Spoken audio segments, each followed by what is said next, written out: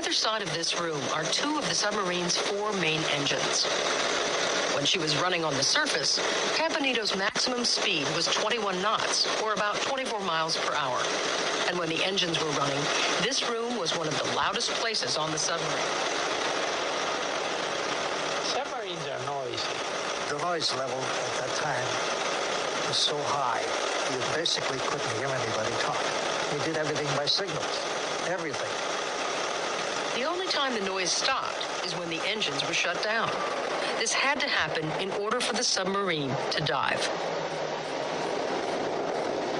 The engines we had was probably the best submarine engine anybody could ever build. Motor machinist Chester Bienkowski. Fairbanks Morse, 38D8 and 8.